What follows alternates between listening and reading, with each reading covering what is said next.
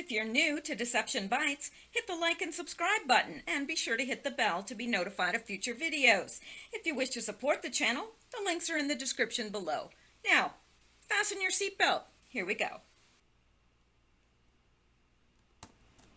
Hey guys, it's Michelle and it is October 21st, Sunday, and it's 9:34 p.m. Eastern Time. I wasn't going to post today, but I thought that I would just go ahead and post anyway because it's nice to check in. I do have a few things, not as many as I usually do, but I did want to just touch base with you all and let you know that as far as anything being released from Julian Assange today, nothing so far. Now, there are a few places that have claimed that he did release something, but then when you actually get in there and look, it's just clickbait. So don't fall for that. As far as I know, and I have been searching diligently, there is nothing that has been released by Julian Assange. So that was indeed a false info anyway. And now it's 9:30. It's quite possible that it could be released later on, but I had heard from several people after I stated that it was in fact not the case, that it was disinfo. So I think we're going to have to go with that for now anyway, that it probably was disinfo. But I did want to get us caught up with the latest Q-related news. Q has not posted yet, and I think that probably keeping a low profile before the elections. I don't know. I cannot second guess Q. I would like to be able to, but I can't. So anyway, let's get up to date on what's happening today, though. I got a few things here, a few juicy little tidbits here. All right. Now, first, this is not anything good. It says, Patriots, the caravan is not stopping. Instead, it's growing to around 7K or more. They now have the help of Mexico. Please call the White House communication line, 202-456-1111. Ask for, @POTUS, @RealDonaldTrump, to close our borders and send in our military now. I would agree with that totally. Let's take a listen to this. William Lajeunesse is live in Tapachula, Mexico, where the caravan is expected to arrive in the coming hours. William, what's the scene like now? Well, actually, Arthel, they've been arriving for the last 90 minutes. The stream of people that you see behind me here, this family here taking a short break. Can you imagine coming another 1,400 miles with a family like that? But nevertheless, both walking here and also some local Mexicans are helping carry them in like a caravan down here, making their way basically to the city of Tapachula, where they're going to probably spend the night. And I just want to say, he says, 1,400-mile trip. Those people did not walk that. They didn't. They may be walking short distances between rides and so forth, but you and I both know that no one can walk over 100 miles a day. No one. And to do so with small children and some of these people, I don't mean to be rude, but they're quite overweight. And you just know that they're not walking the whole way. A lot of them don't even look like they've broken a sweat. So I'm just, And maybe one more day. They're asking Mexico for a 45-day transit permit to allow them to get to the United States. Now, in terms of numbers, it's not 3,000. What reports here have it between 6,900 and 7,500 immigrants now, not just Hondurans, but Guatemalans and also Mexicans. Now, as to President Trump, he has said recently that Mexico is doing what it can to stop them. That is not what is happening here. In fact, the headlines here in Mexico is that President Peña Nieto has told the presidents of Honduras and Guatemala that he has assured these people safe passage through Mexico up to the United States. Now, in terms of what's going to happen then, nobody knows. They don't know. What they do know is the people here say they have nothing, so they have nothing to lose, which is why they continue to head north. They don't know whether they're going to cross in California, Arizona, or Texas. All they know is they believe that they can make it to the United States, they will get in. Not that they're entitled to it, but they have hope that they would be allowed in. I can tell you from experience, most of the people you see here are men between 15 and 25, maybe 35. They are not eligible for asylum. They are not victims of persecution for race, religion, nationality, or politics. Sure, you see some families, but the majority are clearly single men who are looking for work, who are tired of living in Honduras, making less than $5 a day when you can make that in the United States in probably about 30 minutes. But nevertheless, a lot of people here. They're going to bed down here tonight. Mexico, they're hoping, will also assist them to allow them to go to the border, giving them some assistance in transportation, maybe buses, maybe the train, something like that. Because can you imagine, again, trying to make another 1,400 miles on foot? Now, I've asked the administration two questions. Is there a third-party agreement? So if these individuals make it to the border and they've not asked for asylum in the United States, will they be denied entry? And secondly, will they be returned to Mexico? That could be basically a ghetto in these border cities like Tijuana and Juarez. We don't know the question because the administration did not tell me. Send it back to you.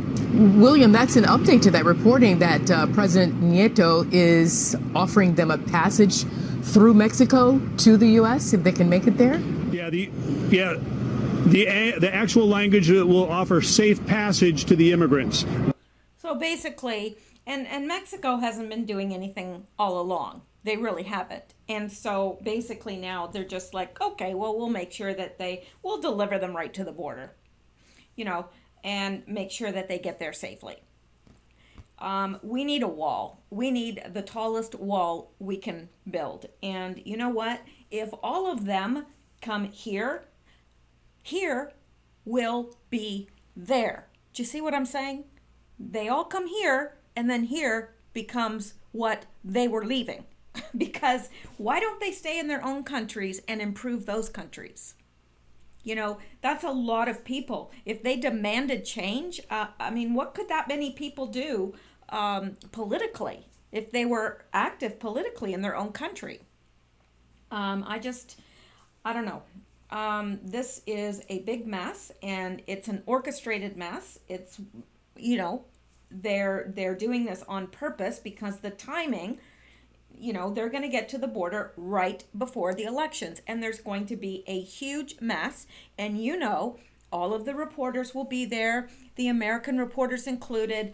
The big networks will all be there showing all the misery of the children. That's what they'll focus on. They'll take pictures of the women and the children and how miserable the children are, and they're crying, and that's exactly what's going to happen. And look at the misery. We've got to do something. We've got to let them in. But when does the line stop? The whole world cannot live in America. They can't. Anyway, let's go on from there. I don't know what's going to happen with this, and I just see this being a huge, massive humanitarian crisis. It already is, but the thing is, if Trump sends the military in there, those type images are going to be what's broadcast all over the news and everything. And look what he's doing. He's persecuting these poor people. And, that's what the Democrats want, obviously. They're wanting to make the president look as bad as possible and he's being made to look like he's the bad guy because the rest of the countries wimped out and just let them through. I don't know. Anyway, here is a tweet from Donald Trump, and it says Facebook has just stated they are setting up a system to purge themselves of fake news. Now, you and I both know exactly what they mean by fake news. They mean real news because everything is turned upside down in this new world we live in. But Trump, master troller that he is, says, does that mean CNN will finally be put out of business? Yeah, well, we know that's not going to happen. CNN will be welcome on Facebook, but anybody that speaking the truth politically or any other sort of truth will be not welcome. That's just the way it is, and I don't know. I would like to have faith that this is going to change, but at this point, I'm very discouraged about it. because I just see it. It's happening everywhere, absolutely everywhere. Conservative voices are just being squelched. It doesn't matter what you think if you're conservative. All right, now, I thought this was good. Just in, nearly 2 weeks before Election Day at NBC News, Wall Street Journal poll shows President Trump at his highest job rating yet as president, as well as Republicans with their largest lead on the economy in the poll's history. NBC News. Now, wow, that shocked me. So maybe there's a little tiny slight bit of hope. I don't know. Interesting though that is coming out. And this is interesting. I'm not sure what to think about this. I mean, I'm happy if it's true. I hope it's true.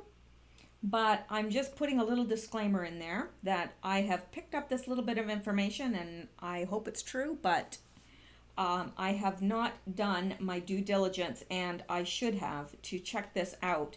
It said it came from Newsweek, so we'll, sorry about that bloody picture there. We'll get to that in a minute. Trump administration moves to eliminate transgender definition, define sex by genitals at birth, which, would be a good thing. That's how we've always defined gender, is by genitals, and I'm not even going to get into all the stuff there, because it's just a huge quagmire that I don't want to be bogged down into. Speaking of a quagmire, that's why I almost didn't post tonight, because I went down into a rabbit hole, and I got so far into this rabbit hole that I thought I was going to have to call somebody to pull me out, because I got researching and into something so deeply, and by the time, hours and hours and hours, and I'm still just researching and getting further and further and further into this, and then I realize, it suddenly hits me, this isn't even true. this cannot be true. And I was right, but wasted all those hours, but at least I answered the question. Anyway, let's go on. Now, this is about the migrant caravan as well, but I can't remember. There must be a reason I included this as well. Homeland Security sends grave warning about migrant caravan. And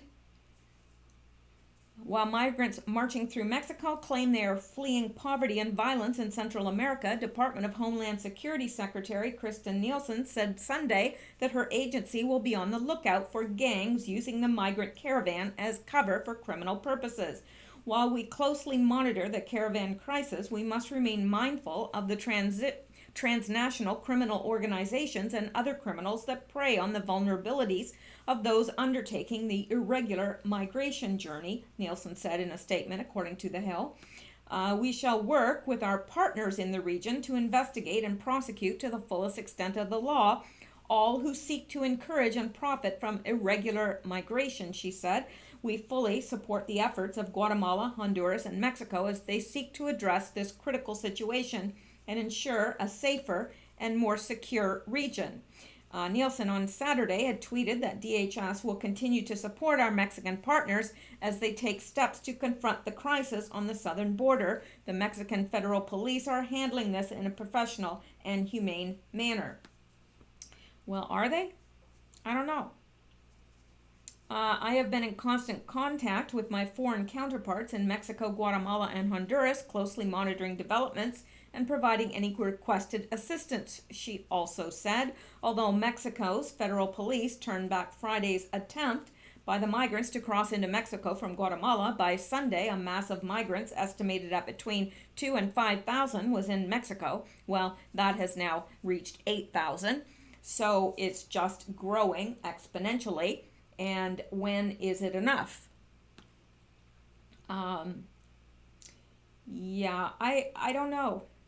I don't know what's going to happen with this. And it says on Friday, President Trump praised Mexico for its initial action to stop the migrants, but also noted that he had his own plan in mind. If that doesn't work out, we're calling up the military, not the National Guard, Trump said, according to CBS. They're not coming into this country.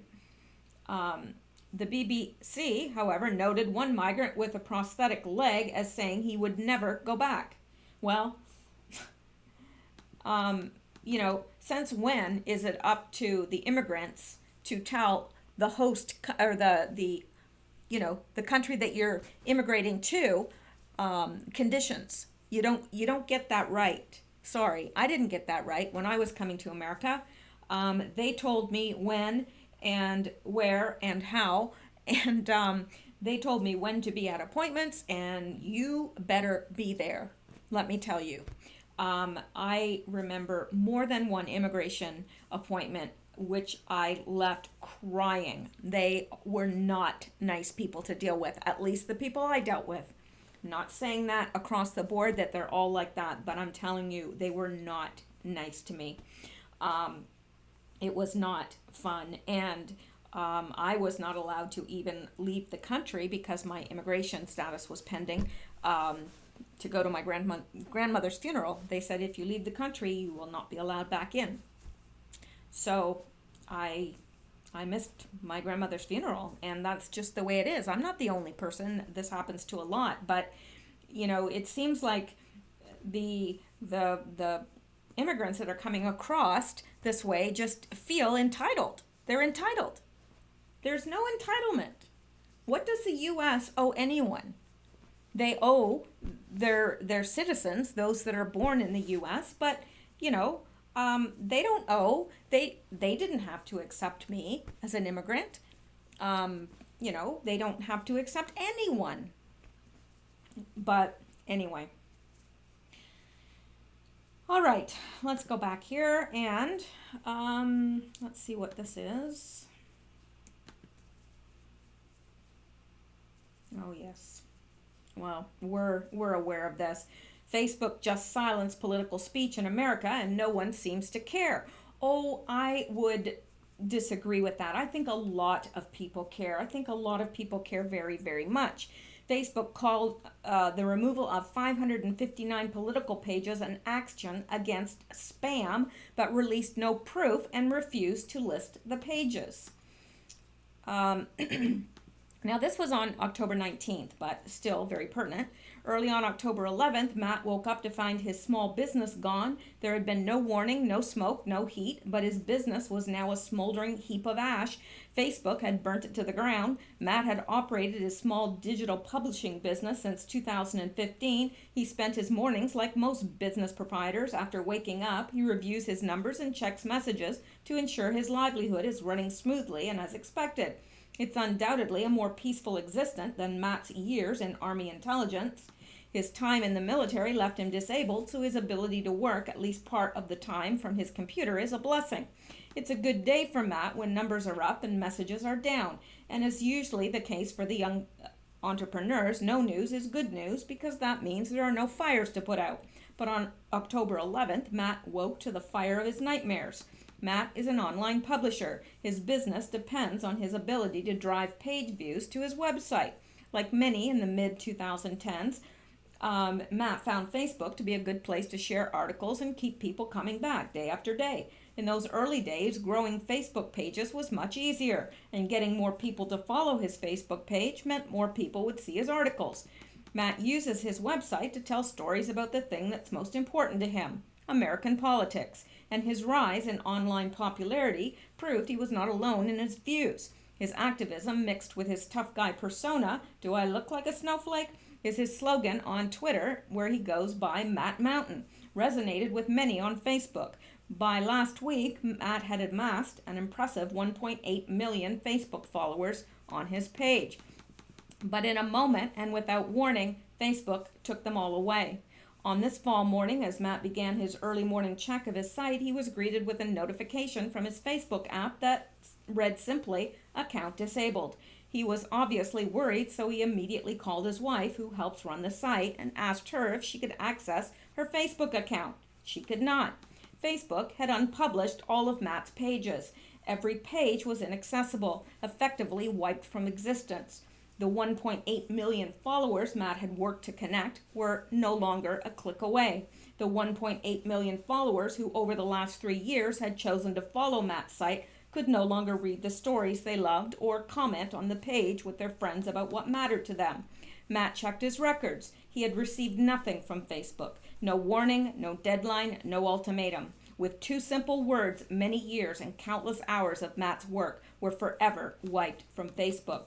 While Matt was scrambling to figure out what happened, Facebook was announcing through a blog post that it had removed over 559 political pages and 251 accounts in a clampdown on what the company calls inauthentic behavior in the lead up to the U.S. midterm elections. Yeah, and inauthentic behavior, of course, is any behavior that is not deemed Democrat behavior. That's what they feel is inauthentic. If you support Trump or you have conservative views, then you are most definitely inauthentic as far as Facebook is concerned. And, they are one to talk about being inauthentic. After I saw Mark Zuckerberg testify in Congress, I was not even sure if he's actually human.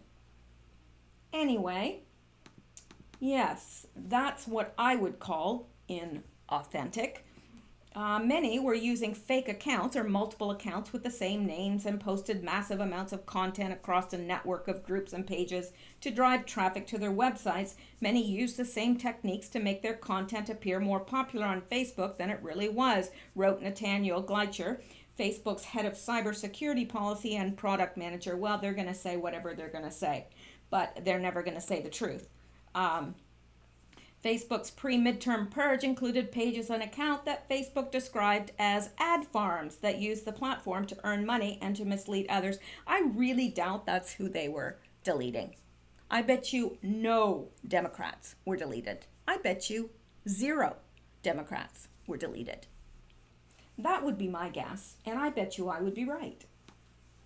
So anyway, it appears that Facebook had strategically briefed the New York Times and the Washington Post ahead of the removals, given that within minutes of Facebook's announcement, both papers published lengthy pieces describing the purge that included screenshots of the pages, something that could only have been obtained before the pages were removed. Well, should we be surprised? Well, we're not. All right, after the purge, Facebook provided media outlets with only the same few examples, which were probably false. I don't believe anything Facebook says. I really don't. You can look at Mark Zuckerberg and know that he's full of caca. The answers that he gave. I really, honestly, and I don't mean this to be mean, but I really had to ask, is this some really advanced form of AI robot? Because he does not appear to be human. I'm just saying, now don't run with that and say that I said he wasn't human. I'm just saying, he doesn't have the expressions that a normal person has. I don't know. Anyway. Yeah, and Facebook claims the purge pages fell on both sides of the political spectrum. Sure they did, Facebook. Sure they did. Well, why don't you give us a list of those pages and let us decide for ourselves? But you're not going to do that, are you? No, of course not. They originally declined to say if there were more pages on the right or left, but a Facebook spokesperson later told Axios that the takedowns may have impacted more right-leaning. Yeah, right. More right-leaning. All right-leaning. Yes, that's more like it, isn't it? Mm-hmm.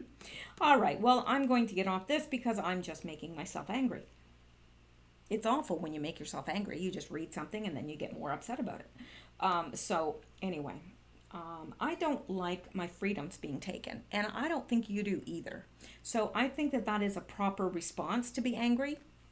It just seems that we have no control. We have no control. We make these tech giants their billions, but they use that to control us. Anyway, now we're going to get to this bloody picture here. I apologize. I am very sensitive to this sort of thing too. I don't like it. I don't like blood. I actually do faint. If they take my blood and I watch it come out of my vein, then I'm gone. Mexican police are being brutalized by members of this caravan as they attempt to force their way into Mexico. And we are supposed to believe these are just poor, helpless refugees seeking asylum? I am 100% behind POTUS deploying our military. And this from a man named Mike Allen. And I agree. I don't believe that these people are just peace-loving people that are starving to death. They seem very well fed, well clothed, and they're carrying cell phones and things. Yeah. All right, now this I put in just for fun because it made me laugh, and I thought it might make you laugh as well. Even school kids know a person who teaches is a teacher. A machine that computes is a computer. And a person not loyal to his country is a Democrat. See, even kids know. Kids know. I thought you would get a kick out of that as well. So, and here from Donald Trump, all levels of government and law enforcement are watching carefully for voter fraud, including during early voting. Cheat at your own peril. Violators will be subject to maximum penalties, both civil and criminal. So there you go. I like that. I really do hope that they are keeping a very careful eye on that because, not that the Democrats would ever cheat. No, of course not. Of course they wouldn't. No, I'm not saying that. All right, and now this I think you need to know. This will certainly change my purchasing habits. Will not be purchasing Levi's. For Levi's, freedom isn't fashionable. Americans eager to take political direction from a multinational pants manufacturer were in luck this week. On Tuesday, PR Week, a public relations trade publication, published an interview with Levi Strauss & Company Chief Communications Officer Kelly McGinnis and Everytown for Gun Safety Public Affairs Director Stacy Radner. The interview shed further light on the apparel giant's partnership with billionaire gun control financier Michael Bloomberg's Front Group and their well-choreographed efforts to attack Americans' right to keep and bear arms. So you might want to keep that in mind next time you want to purchase Levi's. I know I won't be. There are many good jeans companies and many good names that are producing jeans, and I don't need to spend my money on Levi's. I think that they have quite enough money already, so they can do without mine from now on, now that I know this, because they are attempting and wanting to use money to disarm Americans. No. No can do, Levi's. Won't be wearing Levi's again. No. And in fact, I will be going through my closet as well, and I will be shredding any Levi's that I own. That's just me. I'm not asking anybody else to do that, but that's how I feel, because I don't believe that a jeans company has any place telling me or you or anyone else whether or not they can own guns. Thank you, but no thank you. Yeah. All right, now let's go on. Now, we've got this, and I'm sure you're hearing it. It's everywhere, and I did actually take some time to check this out to make sure, and I do believe that this is a credible accusation. I really do. And since we're all for, believing women like Christine Ford, then why shouldn't we believe that this man that claims that Cory Booker, Spartacus, assaulted him? So Democratic Senator Cory Spartacus Booker has been accused of sexually assaulting a man after a self-professed anonymous gay liberal released a shocking account of a 2014 incident. And yes, this man that is accusing him, it's a man, it was a gay act, and apparently Booker forced him to give him oral sex, from what I understand. This is coming from a Democrat. It's not a Republican that's accusing him, which, if it was, I know that the left would say, oh, well, look, you know what?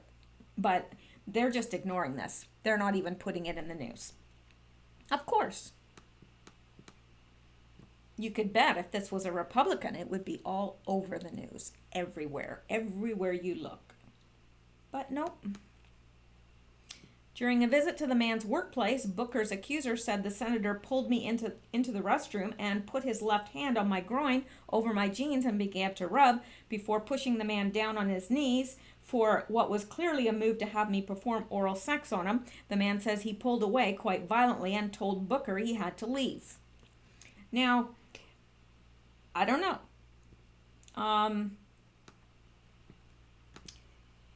I think that, this person is not under, this man that accused Booker is not under the impression that he will be taken seriously because he knows that, the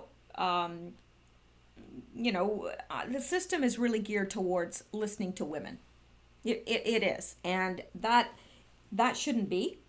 It definitely shouldn't be. But it is. So I don't know if he'll be listened to or not. Certainly people are picking up on it, but the news has not. But look how they did Kavanaugh. Kavanaugh was guilty before, it was even looked into. It was just decided that he was guilty. Oh, somebody accused him. Well, then he's guilty. So why doesn't the news do the same with Cory Booker? Like, I wouldn't doubt anything about this man because I think he's slimy. He just has that. Some people you just look at and literally your eyes feel greasy, a little greasy. Seriously. It's like he's just not easy on the eyes to me. Now, there are people that you look at and you just know, you can tell that they're wholesome people. I don't know. Okay, maybe I'm just being ridiculous. I don't know. But greasy, I'm telling you, it's greasy. My eyes are greasy. I hate when that happens. All right. The House, now this is interesting, just a little bit of fluff here to entertain you on a Sunday evening. The house where JFK first met Jackie is now up for sale. 3419 Q Street. And of course, this came from Q. At what point does it become mathematically impossible to be a coincidence? Q Street? Ha ha ha. And 3 plus 4 plus 1 plus 9 equals 17. If you add up all this, it's 17 equals Q. So yeah, it is a little bit interesting, if you ask me. But it was up for sale and did sell. So yeah, 3419 Q Street. I'm thinking it probably sold for a lot of money, but now I grabbed this from somebody's Twitter account who grabbed it from Facebook, and it shows this is 2009, okay, and it's showing Gitmo. All right, this is 2009. Now you tell me that they're not getting ready for something. All right, this is 2019. Now this has been outlined in red as a reference point. Okay, so let's move down here and find that same reference point. And holy crap, look at how built up it is. There was nothing there. There was this road. That's the same road. And the road going around, that was there. And there was, a little bit of stuff there, but not what's there now. So, are they getting ready for something? Are they getting ready for someone? Maybe more than one? Maybe a whole bunch. I mean, there's two that I would, I think our top two that we want to see in there is Obama and Clinton. Well, both Clintons. And then it, goes on from there. But those are the top two, I think. Top 2, 3. All right. And I don't know. I get a kick out of James Wood. I really do. I think that he's very, very smart. Extremely intelligent. He's part of Mensa. And I love his sarcastic humor. Because this is Joe Biden. All Trump seems to be trying to do is undo everything President Obama has done. And James Wood said, yes, Joe, that is correct. Geez, you're smart. That's exactly what he's doing, and he's doing it quite successfully. And here's something else for fun. I hope you get a laugh out of this like I did. Now, look at Trump here. Okay, and then he's moving closer to Obama here. And then a little bit closer. And then he's right in front of him. The best eclipse ever! Now that's funny. Come on. I know, really, like, maybe I didn't laugh out loud, but I certainly giggled audibly. So, there you go. I had to share that. And of course, I have to cough because I'm recording. I never cough when I'm not recording. A drink of water will take care of that. Alrighty. Now, this is interesting. I love this. This is from his book, The Midas Touch, and I love this quote. Whoops. Hang on. I'm getting back to it. I don't see the point of being politically correct if that means actually being incorrect. And that's Donald J. Trump from his book, The Midas Touch. Awesome quote there. It's true. Why be politically correct if it makes you incorrect? All right. And I thought this was a bit of an interesting take on this. Not sure it'd work, but this person says, my proposal, let's start the pray away movement. Can you imagine the reaction? Spread the word, return tweet.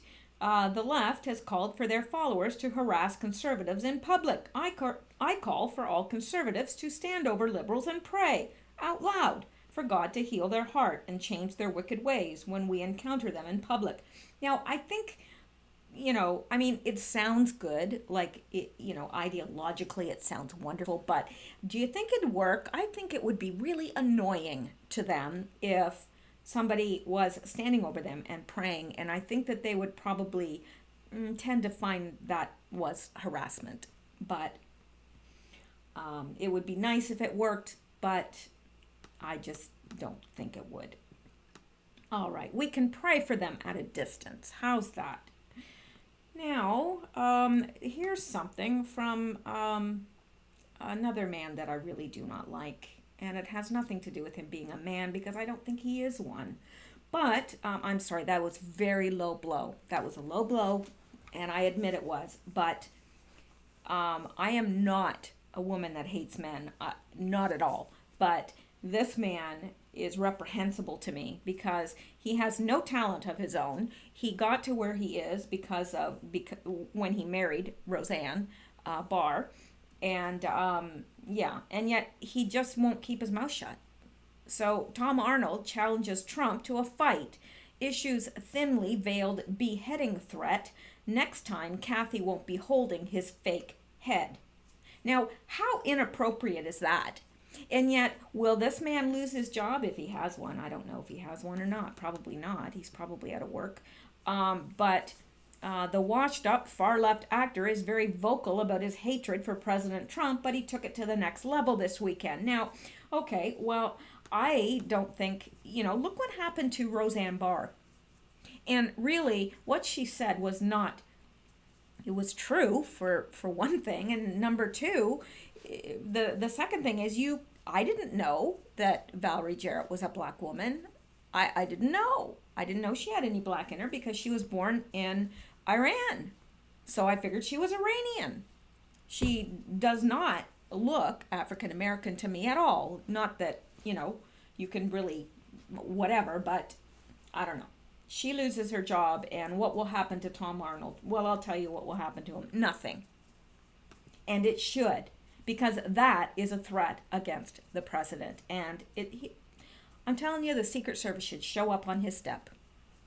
They really should. If you or I said that, can you imagine what would happen to us? I don't know. The world's gone mad. It's gone mad. All right, now this is something that I think you'll find interesting. It says, here's a tweet by Hillary Clinton. It says, every survivor of sexual assault deserves to be heard, believed, and supported. And then someone has made this meme, and they are brilliant because it's perfect.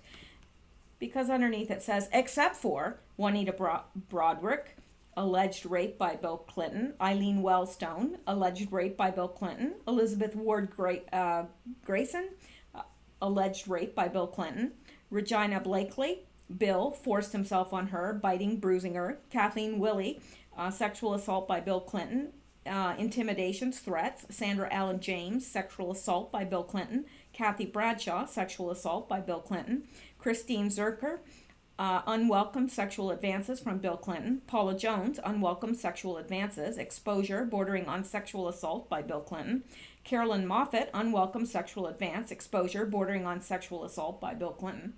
And those are just the ones we know. Well, then there's Monica Lewinsky, Jennifer Flowers, Dolly Kyle Browning,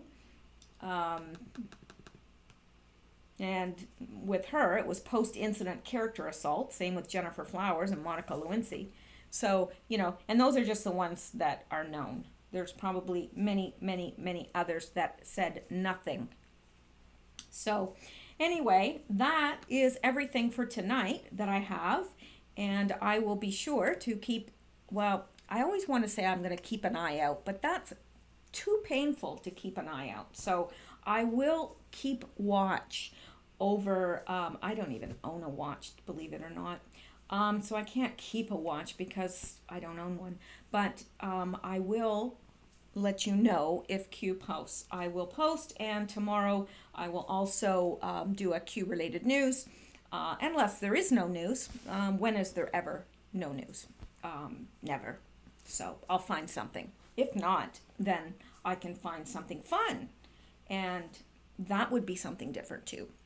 Anyway, that's it. I hope you stay well, stay safe, stay blessed, and I will talk to you guys soon. I appreciate you all so much. I really do. I really love reading the comments and hearing from people all over. I mean, literally all over. So, yeah, keep it coming. I'll talk to you guys later. Bye-bye.